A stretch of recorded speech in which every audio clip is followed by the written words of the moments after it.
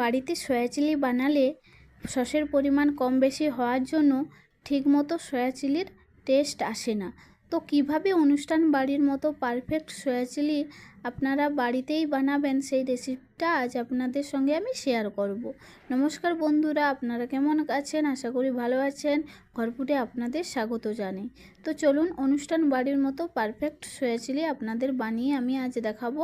তো ভিডিওটা আপনারা কিন্তু প্রথম থেকে শেষ অবধি অবশ্যই দেখবেন। তো সয়া চিলি বানানোর জন্য এখানে আমি সয়াবিনগুলো নিয়ে নিয়েছি, আর এদিকে আমি আগে থেকে জল ফুটিয়ে রেখেছিলাম, তাতে আমি সয়াবিনগুলো দিয়ে দেব। তো দেখো জলটা ফুটে গেছে, এবার আমি সয়াবিনগুলো দিয়ে দিচ্ছি। এবার এতে আমি পরিমাণ মতো লবণও দিয়ে দিচ্ছি। লবণটা আপনারা কিন্তু অবশ্যই দেবেন। দিয়ে ভালো করে এটাকে মিশিয়ে নিচ্ছি। এবার এটা একটু ফুটে গেলে আমি এটাকে বন্ধ করে ঠান্ডা করার জন্য রেখে দেব। তো দেখো, আর এদিকে আমি কয়েকটা শুকনো মরিচ নিয়েছি। দেখো এর ভেতরের বীজগুলো কিন্তু আমি কেটে বাদ দিয়ে দিয়েছি, যাতে এটা ঝাল না লাগে। এটা কিন্তু রঙের জন্য, কালারের জন্য আমি এই শুকনো লঙ্কাগুলো নিয়েছি। এবার এটা আমি গরম জলে ভিজিয়ে রাখবো যাতে এর কালারটা খুব সুন্দর একটা কালার আসে। তো এখানে আমি এমনি দুটো শুকনো লঙ্কা নিয়েছি, যাতে এটা একটু ঝাল হয়। তো দেখো এটা আমি ভিজিয়ে রেখে দেবো, এটা পরে আমি বেটে নেব। তো এদিকে আমি ভেজিটেবলগুলো কিন্তু কেটে নেব। তার জন্য আমি এখানে পেঁয়াজ নিয়েছি। পেঁয়াজের এই মাঝখানের অংশটা আমি কিন্তু কেটে বাদ দিলাম, পেছনের অংশটা কেটে বাদ দিয়ে এবার এটাকে আমি 4 ভাগ করে নেব। যাতে এই পেছনের অংশটা বাদ দিলাম যাতে পেঁয়াজগুলো তাড়াতাড়ি ছাড়ানো হয়। তো দেখো 4 ভাগ আমি করে নিয়েছি। এবার পেঁয়াজগুলো আমি ভালো করে ছাড়িয়ে নেব। তো আমি খোসাগুলো ভালো করে ছাড়িয়ে নিচ্ছি।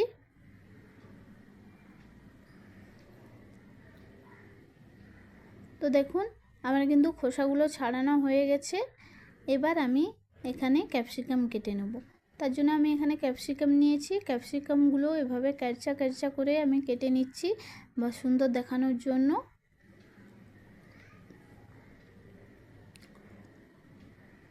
তো দেখো ক্যাপসিকামগুলো আমি কেটে নিয়েছি। এবার আমি একটা টমেটো নিয়েছি, এটা আমি 4 ভাগ করে নেব।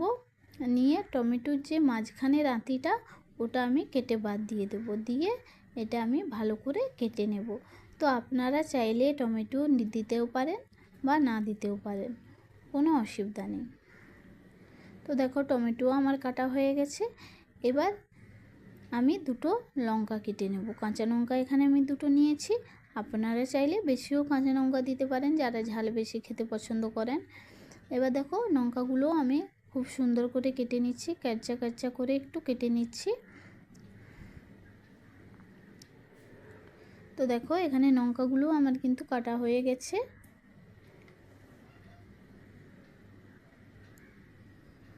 তো এখানে আমার সবকটা ভেজিটেবল কাটা হয়ে গেছে, আপনারা দেখতেই পাচ্ছেন।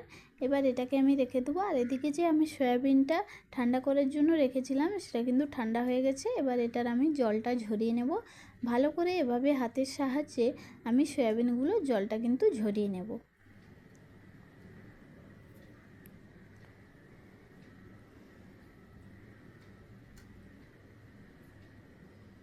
তো দেখুন জলটা কিন্তু আমার ঝরানো হয়ে গেছে। এবার এটাকে আমি ম্যারিনেট করে নেব। তো ম্যারিনেট করার জন্য এখানে আমি 1 টেবিল চামচ আদা রসুন বাটা দিয়েছি। আর যে লঙ্কাটা আমি ভিজিয়ে রেখেছিলাম সেটা আমি বেটে নিয়েছি, পেস্ট করে নিয়েছি। তার সেই লঙ্কার বাটাটা 1 টেবিল চামচ দিয়েছি। আর গোলমরিচের গুঁড়ো 1/2 টেবিল চামচ দিয়েছি। আর সাদা তেল, অল্প একটু সাদা তেল দিয়েছি। আর অল্প একটু নুন দিয়েছি। আর এখানে আমি দিয়েছি 2 চামচ কর্নফ্লাওয়ার আর 1 চামচ ময়দা দিয়ে ভালো করে এটাকে আমি ম্যারিনেট করে নেব।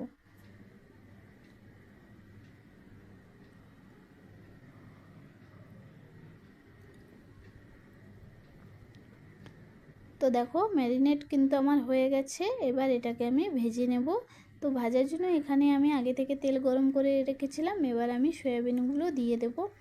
আর সয়াবিনে কিন্তু সাদা তেল অবশ্যই দেবেন ম্যারিনেট করার সময়, তাতে সয়াবিনগুলো সুন্দর সফট হয় আর কিন্তু জড়িয়ে যায় না, দারুণ হয়। এবার দেখো আমি সয়াবিনগুলোকে ভালো করে আমি ভেজে নেব।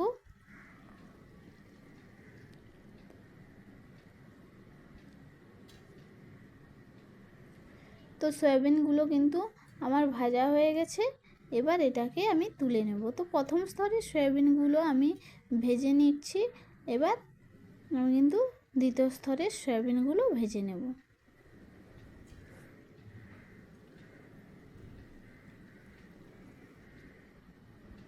তো সয়াবিনগুলো এবার আমি প্লেটে করে তুলে নিচ্ছি।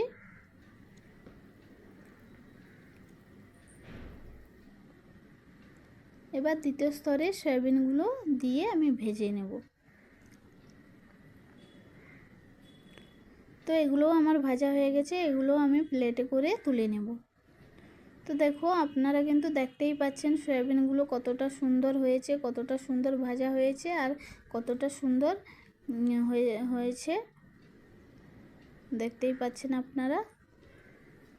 এবার এগুলোকে আমি সাইডে রেখে দেবো। এবার মশলাটা করার জন্য আমি এখানে আলাদা একটা কড়াই নিয়ে নিয়েছি আর তাতে সয়াবিনগুলো যে তেলে ভেজে রেখেছিলাম সেই তেলটাই কিন্তু আমি এখানে ইউজ করছি। এবার তাতে আমি 1 টেবিল চামচ রসুন কুচি দিয়ে দিলাম, দিয়ে ভালো করে রসুন কুচিটা আমি ভেজে নিচ্ছি। নিয়ে এবার 1 টেবিল চামচ আদা কুচি দিয়ে দিলাম, দিয়ে ভালো করে এবার আমি একসাথে এটাকে ভেজে নিচ্ছি।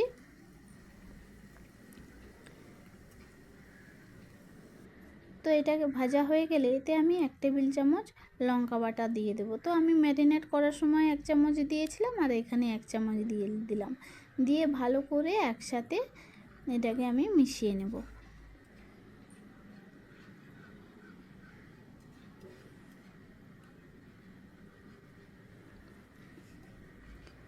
তো এটা মেশানোর সময় কিন্তু আমি গ্যাসের আঁচটা অল্পই রেখেছি। তো দেখো এটা কিন্তু আমার মেশানো হয়ে গেছে। এবার এতে আমি কিন্তু ভিনেগার দিয়ে দেবো। এখানে আমি 2 টেবিল চামচ ভিনেগার দিয়েছি, দিয়ে ভালো করে এটাকে মিশিয়ে দিচ্ছি। আর ভিনেগারটা দেওয়ার পর মশলার কালারটা এতটা সুন্দর হয়। তো দেখো আপনারা দেখতেই পাচ্ছেন মশলার কালারটা কত সুন্দর গাঢ় হয়েছে। এবার এতে আমি 1/2 টেবিল চামচ গোলমরিচের গুঁড়ো দিয়ে দেব, দিয়ে ভালো করে একসাথে এটাকে মিশিয়ে নেব। এবার আমি যে ভেজিটেবলগুলো কেটে রেখেছিলাম সেগুলো দিয়ে দেব, দিয়ে ভালো করে আমি একসাথে মিশিয়ে নেব। তো ভেজিটেবলগুলো দেওয়ার সময় কিন্তু আমি গ্যাসের আঁচটা কমিয়ে রেখেছিলাম। এবার একটু এটাকে আমি গ্যাসের আঁচটাকে বাড়িয়ে ভালো করে এটাকে কষিয়ে নেব। এবার এতে আমি কাঁচা লঙ্কাগুলোও দিয়েছি।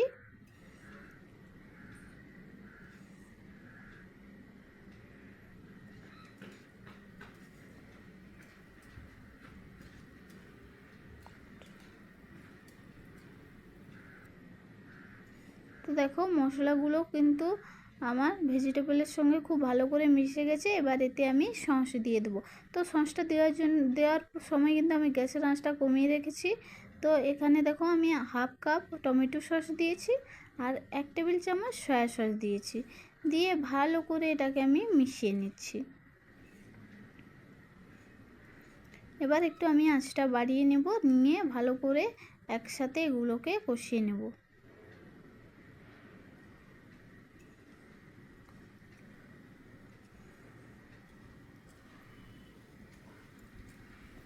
তো দেখো এটা আমার খুব সুন্দরভাবে কষানো হয়ে গেছে। এবার আমি এখানে ভেজে রাখা সয়াবিনগুলো দিয়ে দেব।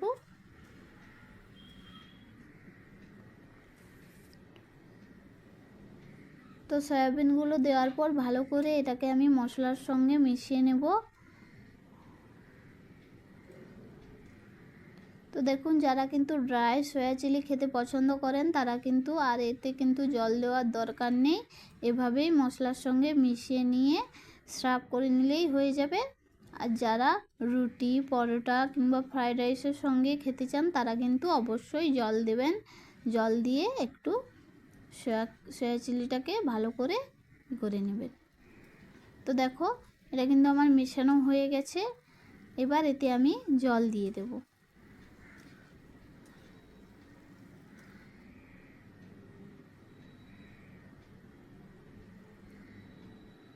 তো জলটা দিয়ে আমি ভালো করে সয়া চিলিটাকে মিশিয়ে নেব।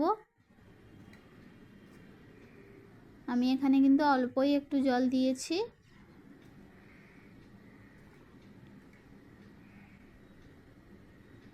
তো এবার এতে আমি 1/2 টেবিল চামচ চিনি দিয়ে দিলাম টকটাকে ব্যালেন্স করার জন্য, আর স্বাদ মতো লবণ আর কিছুটা ধনিয়া পাতা কুচি দিয়ে দিলাম। দিয়ে ভালো করে এটাকে আমি মিশিয়ে নিচ্ছি।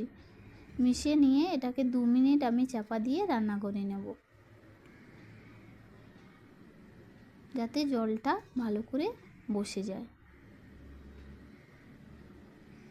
তো দেখো 2 মিনিট কিন্তু হয়ে গেছে। দেখো কতটা সুন্দর গাঢ় হয়েছে সয়া চিলিটা, আর দেখতে কতটা সুন্দর হয়েছে। তো আগে থেকে এটা কিন্তু গাঢ় হয়ে গেছে। তো এখানে আমি কিন্তু একটু কর্নফ্লাওয়ার জল দিয়ে দেবো। তো আগে থেকে আমি কর্নফ্লাওয়ারটা জলে গুলিয়ে রেখেছিলাম। এবার সেই জলটা আমি ভালো করে দিয়ে দিলাম। দিয়ে এবার ভালো করে এটাকে কিন্তু মিশিয়ে নেব। তো দেখতেই পাচ্ছেন কতটা সুন্দর হয়েছে সয়া চিলিটা। তো আমার কিন্তু সয়া চিলিটা হয়ে গেছে, পারফেক্ট সয়া চিলি অনুষ্ঠান বাড়ির মতো। এবার কিন্তু এটা আমি পরিবেশন করে নেব। তো দেখুন কতটা সুন্দর লাগছে সয়া চিলিটা, আর কালারটা কতটা সুন্দর হয়েছে। আর আপনারা দেখতেই পাচ্ছেন সসের পরিমাণটা ঠিক আছে, গাঢ় হয়েছে সয়া চিলিটা। এটা কিন্তু আপনারা রুটি, পরোটা, ফ্রায়েড রাইসের সঙ্গেও পরিবেশন করতে পারেন। এটা নিরামিষ হলে কী হবে, কিন্তু এটা আমিষের মতোই খেতে সুন্দর হবে। তো আপনারা বাড়িতে এটা একবার ট্রাই করবেন। তো ভিডিওটা যদি আপনাদের ভালো লেগে থাকে তাহলে একটা লাইক করবেন, আর কমেন্ট করে অবশ্যই জানাবেন যে সয়া চিলি কেমন হয়েছে, আর আমার চ্যানেলটিকে সাবস্ক্রাইব